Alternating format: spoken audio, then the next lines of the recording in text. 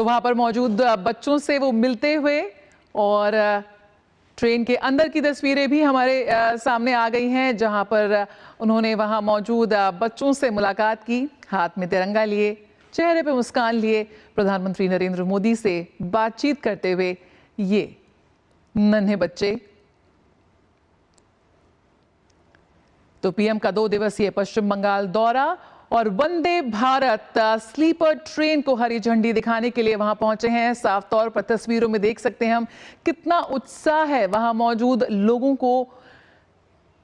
बेहद उत्साह के साथ प्रधानमंत्री का स्वागत कर रहे हैं, अभिनंदन कर रहे हैं, क्योंकि ये सिर्फ एक ट्रेन नहीं है, ये नए भारत की रफ्तार है, मेक इन इंडिया है, जो आज पूरे देश में रफ्तार के साथ दौड़ रही है। वंदे भारत ये एक ऐसी ट्रेन जो देश के कोने कोने में आज प्रगति की तस्वीर बदलती भी नजर आ रही है। यकीनन पूर्वोत्तर भारत को कनेक्टिविटी के मैप में वंदे भारत एक्सप्रेस ट्रेन का अहम योगदान है और वंदे भारत स्लीपर ट्रेन को हरी झंडी दिखाने के लिए प्रधानमंत्री नरेंद्र मोदी पहुंच चुके हैं। ये पहली make in India semi high speed train है जो देश की रेलवे की पूरी तस्वीर बदल रही है। और जिस तरह से भारतीय रेलवे का पूरा ट्रांसफॉर्मेशन हमने देखा है बीते दशक में, वे बेहद उल्लेखनीय है, अभूतपूर्व है।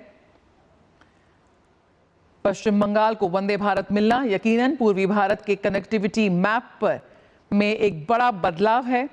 कोलकाता जैसे सांस्कृतिक और औद्योगिक केंद्र को तेज आधुनिक रेल सेवा से जोड़ना भी विकास और विरासत का संगम साफ तौर पर दिखाता है। साथ ही प्रधानमंत्री नरेंद्र मोदी कई परियोजनाओं का शिलान्यास और शुभारंभ भी करेंगे। आज दोहरी सौगात यहां पर पश्चिम बंगाल के लोगों को, जहां खुद प्रधानमंत्री नरेंद्र मोदी पहुंचे हैं वंदे भारत स्लीपर ट्रेन को हरी झंडी दिखाने। हमारे साथ राजेश राज इस वक्त जुड़े हुए हैं। राजेश राज, जिस तरह का उत्साह वहां लोगों में है वो साफ तौर पर तस्वीरों में दिख रहा है। हाथ में तिरंगा लिए जोश के साथ प्रधानमंत्री का अभिवादन कर रहे हैं।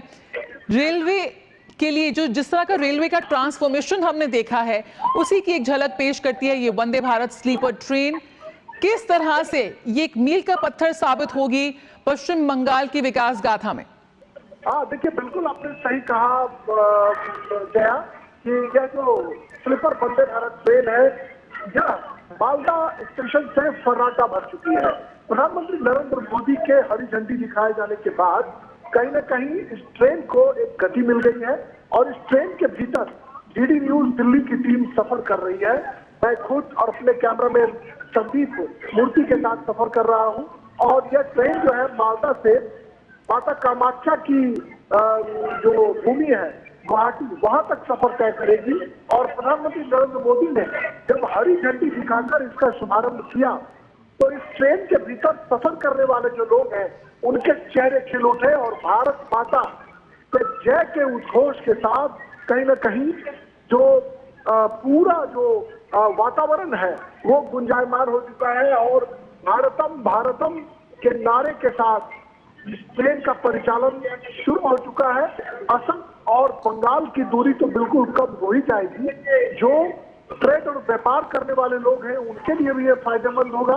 अभी रेल मंत्री अश्विनी वैष्णव से मैंने इंटरव्यू किया था तो रेल मंत्री ने साफ तौर पर यह कहा कि आने वाले दिनों में देश के विभिन्न हिस्सों तक हम वंदे भारत स्लीपर ट्रेन को पहुंचाने की कोशिश करेंगे और यह ट्रेन कहीं न कहीं सपनों की उड़ान भरेगा। इस ट्रेन के परिचालन से एक तरफ जहां माता कामाख्या के दर्शन के लिए लोग गुवाहाटी आराम से पहुंच सकेंगे, वहीं कलकत्ता में गंगा में डुबकी लगाएंगे, माता काली का दर्शन करेंगे और फिर एक आजमगढ़ स्टेशन बीच में आएगा, वहां पर उतरकर लोग तारापीठ माता काली का दर्शन करने भी जा सकेंगे। तो जो पर्यटन, धार्मिक पर्यटन है इसको भी बढ़ावा मिलेगा, जो टूरिज्म है उसको भी बढ़ावा मिलेगा और जो हमारी जो व्यवस्था है जो भारतीय रेल का जो अपना तंत्र है उस तंत्र को भी आगे बढ़ने में बहुत मदद मिलेगी। बिल्कुल राजेश राज, हम तस्वीरों में देख रहे हैं कि प्रधानमंत्री नरेंद्र मोदी ने ट्रेन के अंदर का भी जायजा लिया। साफ तौर पर यहां पर स्पीड भी, सुरक्षा भी और सुविधाएं भी। यकीनन पश्चिम बंगाल को सिर्फ एक ट्रेन नहीं मिल रही बल्कि विकास की पटरी पर भी दौड़ने का एक अवसर मिला है। हाँ बिल्कुल, आपने सही कहा कि सिर्फ पश्चिम बंगाल और असम नहीं, यह देश के लिए एक युगांतकारी परिवर्तन का संदेश लेकर वंदे भारत ट्रेन आया है। जब वंदे भारत चेयर कार की शुरुआत हुई तो आपको याद होगा कि जब पहली मर्तबा दिल्ली से बनारस के लिए ट्रेन खुली थी, फिर दिल्ली से जम्मू के लिए ट्रेन खुली थी, तो लोगों ने यह कल्पना नहीं की होगी जया कि भारत में एक सेमी हाई स्पीड ट्रेन का परिचालन हर एक शहरों के लिए हो।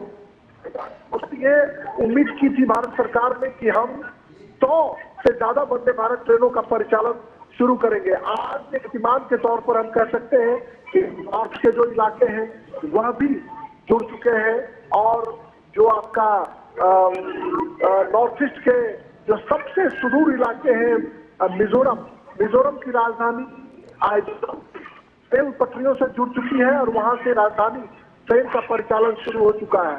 और आज रेल मंत्री ने कहा कि पर इसका भी हम जो प्रसार है वो करेंगे और व्यापक रूप से इस ट्रेन को हम आगे बढ़ाने की कोशिश करेंगे। देश विभिन्न हिस्सों में आएंगे तो भारतीय रेल के जो जांबाज सिपाही हैं उनकी मेहनत रंग ला रही है और उनके इंजीनियरों के सफल करिश्माई व्यक्तित्व की वजह से यह जो ट्रेन है, यह ट्रेन अपने गंतव्य के लिए खुल चुकी है।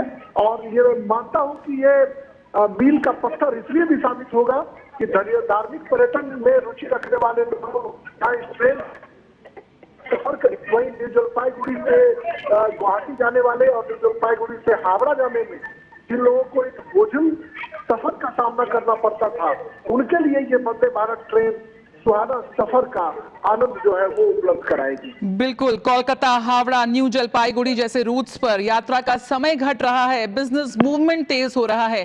साफ तौर पर कह सकते हैं राजेश कि उत्तर बंगाल और सिलीगुड़ी कॉरिडोर को यहां पर एक नेशनल मेन स्ट्रीट से जुड़ने का एक मजबूत कनेक्शन के तौर पर ये ट्रेन साबित होने जा रही है। हाँ बिल्कुल बिल्कुल, व्यापार, पर्यटन और रोजगार को सीधा फायदा मिलेगा इससे।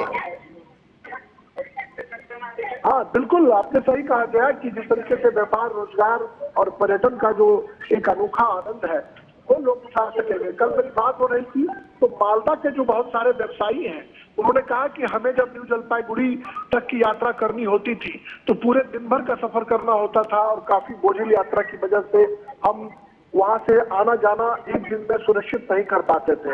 लेकिन इस ट्रेन के परिचालन से कहीं न कहीं कुछ ही घंटों में हम जहाँ हावड़ा पहुंच सकेंगे वहीं कुछ ही घंटों में हम न्यू जलपाईगुड़ी जा सकेंगे।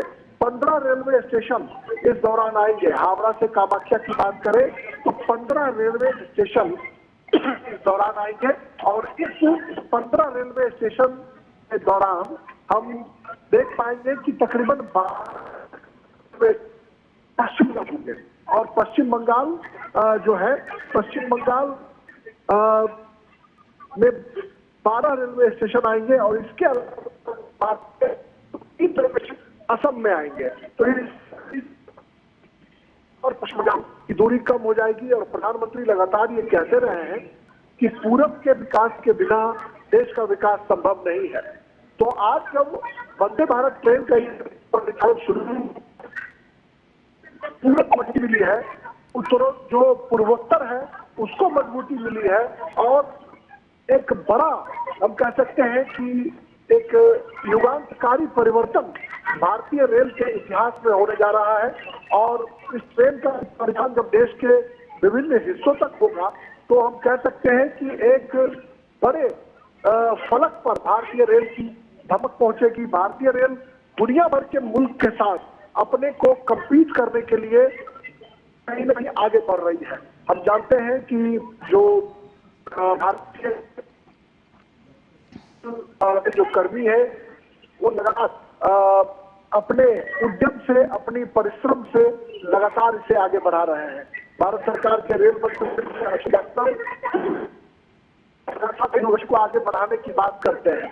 और शायद यही वजह है कि रेल मंत्री के अथक परिश्रम की वजह से भी ये संभव हो पाया है। एक एक प्रोजेक्ट की खुद से निगरानी करना रेल मंत्री की फितरत रही है, क्योंकि वो इंजीनियर रहे हैं और निश्चित तौर पर ब्यूरोक्रेट भी रहे हैं, तो उनके अनुभव का फायदा जो है वह भी भारतीय रेल को बड़े पैमाने पर मिल रहा है।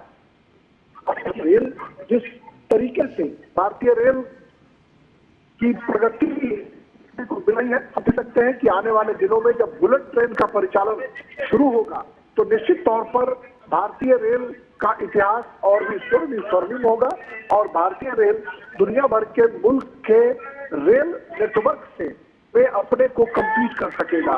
पहली high speed train Vande Bharat का परिचालन देश में शुरू हो चुका है और अब बुलेट चलाने की तैयारी जो है वो अहमदाबाद और मुंबई के बीच चल रही है। वह काम भी बेहद प्रगति पर है, जिसकी समीक्षा बीच में रेल मंत्री अश्विनी वैष्णव अक्सर किया करते हैं और ये उम्मीद की जानी चाहिए कि बुलेट ट्रेन का परिचालन भी हिंदुस्तान जल्द ही शुरू कर पाएगा।